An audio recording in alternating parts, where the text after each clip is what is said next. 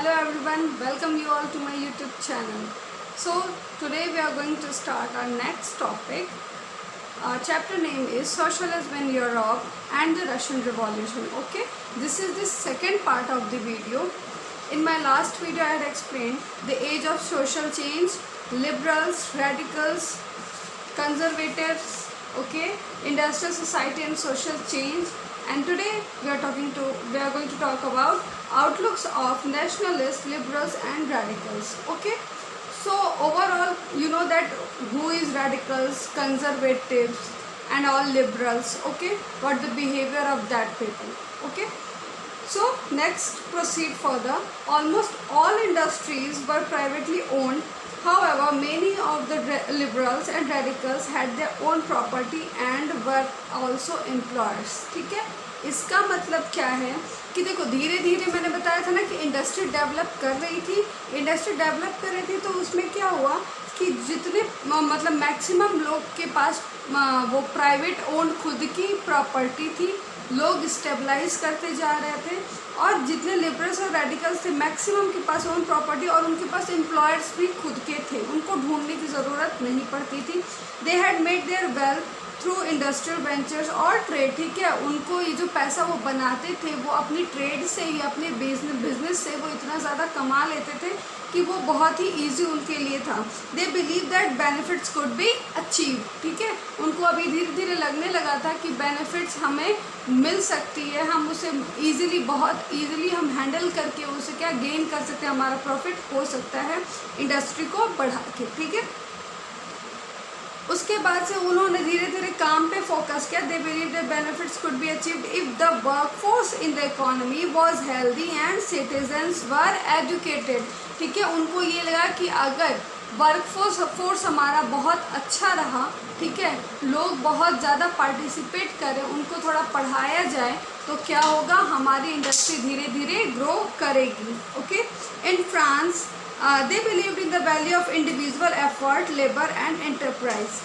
Some nationalists, liberals and radicals wanted revolutions to put an end to the kind of government existed in Europe in 1815. देखो धीरे धीरे क्या हुआ, individual effort जितने थे मतलब लेबर के वो इंक्रीज़ करते गए. ठीक है, और कुछ नेशनलिस्ट जो थे हमारे वहाँ, ठीक है, वो जो लिबरल्स और जो रेडिकल्स जिसके अंदर आते थे वो कुछ रिवॉल्यूशनरी चेंज चाहते थे कि जो हमारी गवर्नमेंट है कुछ रिवॉल्यूशन लेके आए और कुछ डिफरेंट हो हमारी इकोनॉमी में, कि जब इंडस्ट्री से सब लोग को एम्प्लॉयमेंट मिल सकती है, हमारी इंडस्ट्री ग्रो कर सकती है, इतना ज़्यादा चेंज हो सकता है, तो हमें इस चीज़ के लिए क्या होना चाहिए, सीरियस होना चाहिए और एक ऐसा रिवॉल्यूशन लेके आना चाहिए जो हमारी पूरी सोसाइटी को क्या कर दे, चेंज कर दे.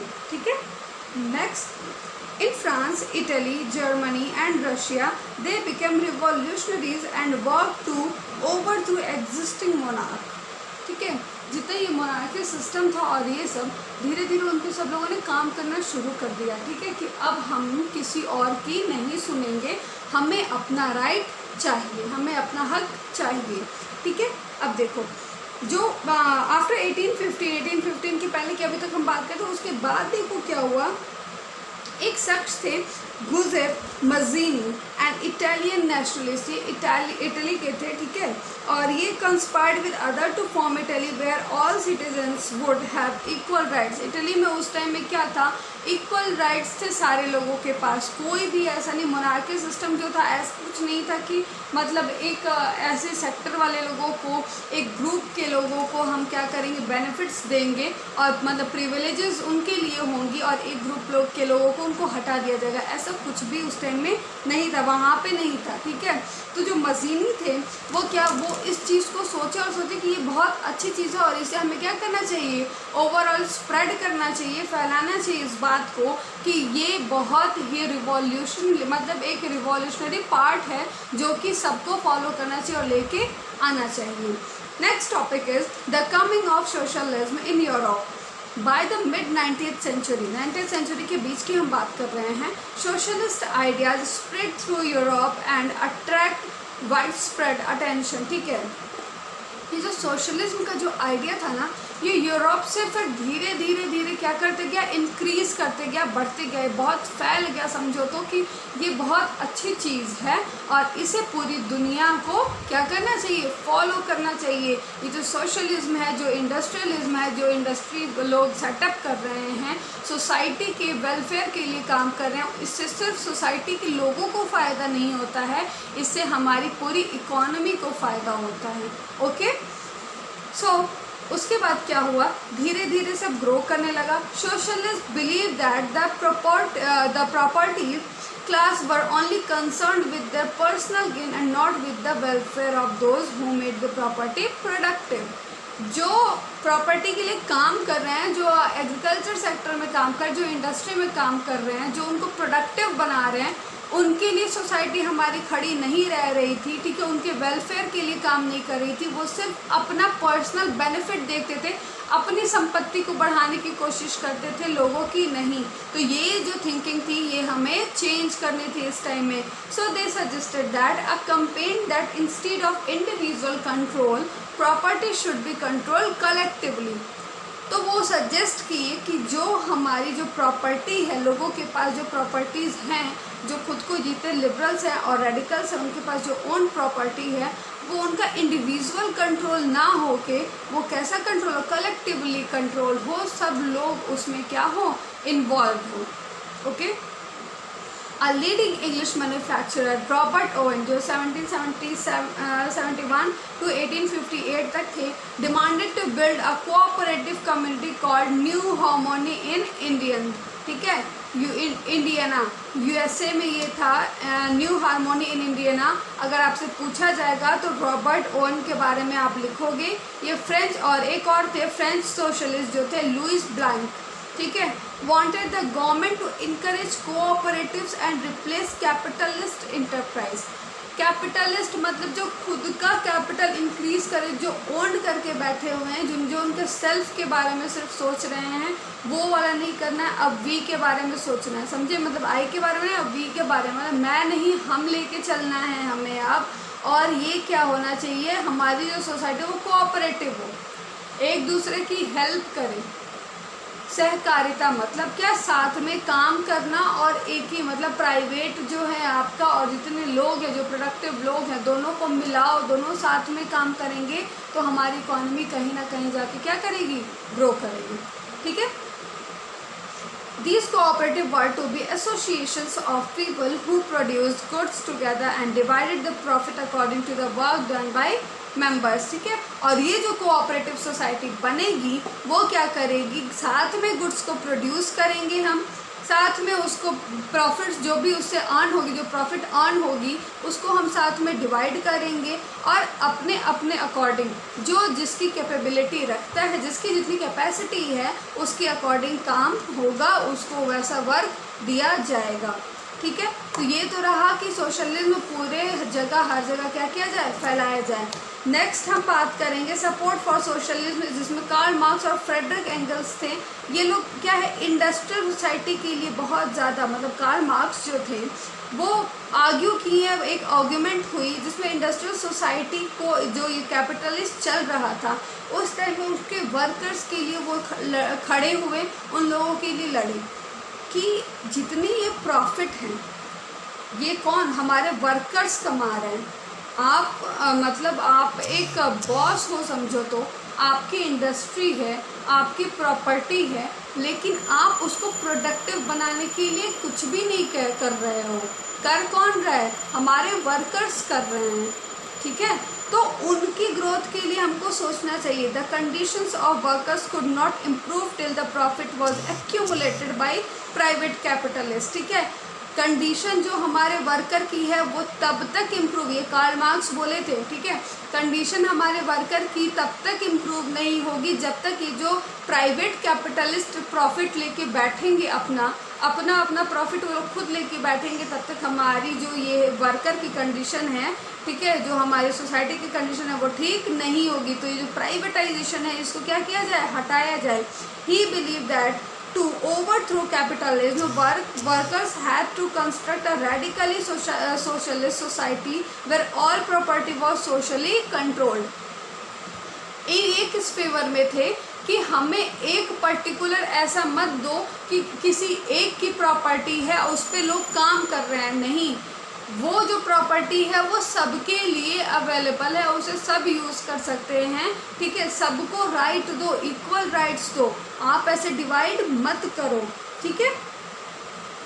All production unit should be nationalise, यानी कि जितनी प्रोडक्शन यूनिट्स हैं, ठीक है, जो प्रोड्यूस हो रहा है, जो गुड्स बन रहे हैं, वो नेशनलाइज्ड हो, वो प्राइवेटाइज ना हो, ठीक है। This society will be communist society, ठीक है। तब हमारी जो सोसाइटी होगी, एक कम्युनिटी, एक ग्रुप एज अ होल क्या करेगी, एक रन करेगी आगे, और हमारी इकोनॉमी क्या होगी, बढ़ेगी। जो फ्रेडरिक थे जॉइंड विद मार्क्स, ठीक है, वो इसके मार्क्स की बातों से वो सहमत थे, to suggest that worker have to overthrow capitalism and the rule of private property, ठीक है। प्राइवेट प्रॉपर्टी को क्या करना चाहिए, इसको अब हटा देना चाहिए, पीछे छोड़ना चाहिए, हमें आगे बढ़ के क्या करना चाहिए, सबके लिए खड़ा होना चाहिए।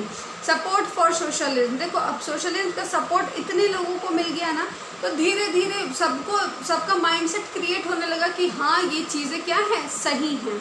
Socialist formed an internationally body called second international to coordinate their efforts and their ideas spread through Europe by the 1870, ठीक है। एक इंटरनेशनल बॉडी बन गई जिसे हम सेकेंड इंटरनेशनल बोलते हैं, कोऑर्डिनेट जो करता है हर कंट्री पे, ठीक है।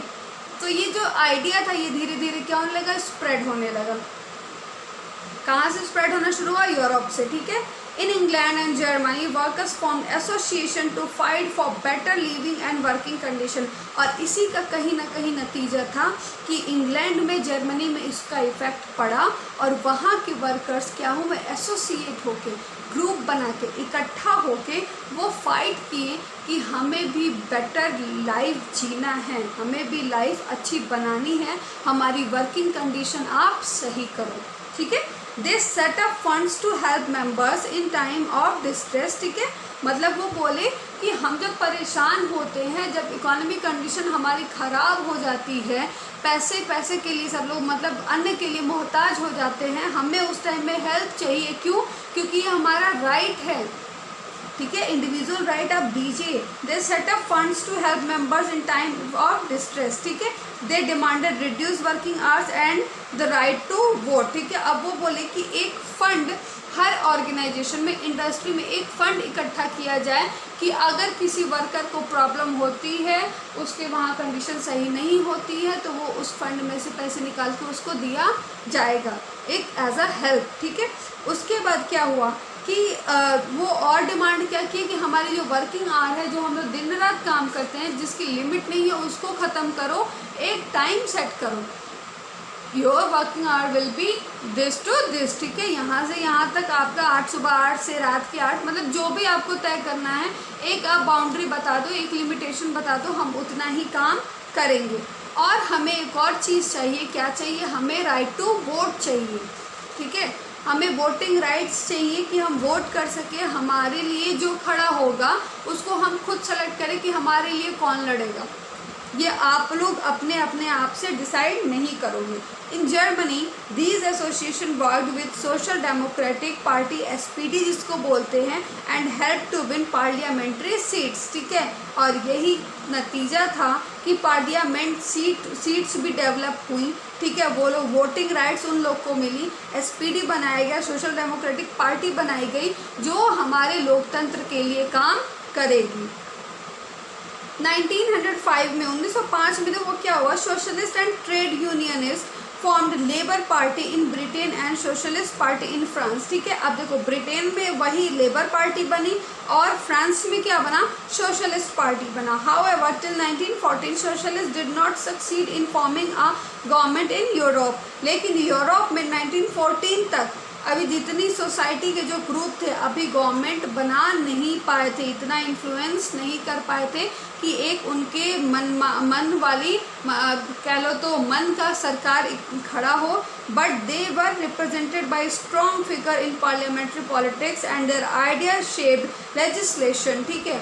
लेकिन जो पार्लियामेंट में उनकी जो पॉलिटिक्स चलती थी, उनकी जो राजनीति करने का जो तरीका था ना यूरोप का, वो बहुत ही जल्दी तुरंत स्प्रेड हो जाता था और लोगों को वो बहुत पसंद आता था, वो आइडियाज़ बहुत पसंद आते थे। ठीक है, government continue to be run by conservatives, liberal and radicals. ठीक है, अभी भी गवर्नमेंट किसमें कंटिन्यू कर रही थी, यही तीन जो सोसाइटी, जो तीन ग्रुप्स थे, कंजर्वेटिव्स, लिबरल्स और रेडिकल्स के साथ ही। ओके, नेक्स्ट वीडियो में हम पढ़ेंगे the Russian revolution. Okay, Russian empire 1914 से स्टार्ट होगा, उसके बाद उसकी डिटेल्स हम देखेंगे, उस टाइम में इकोनॉमिक कंडीशन क्या थी, उसकी सोसाइटी कंडीशन क्या थी। ठीक है, और फर्स्ट वर्ल्ड वॉर जो रशियन एम्पायर में हुआ वो सब कैसा होगा। ठीक है, ये वीडियो हम नेक्स्ट मतलब ये सारे टॉपिक्स हम नेक्स्ट वीडियो में देखेंगे। Okay, so thank you students.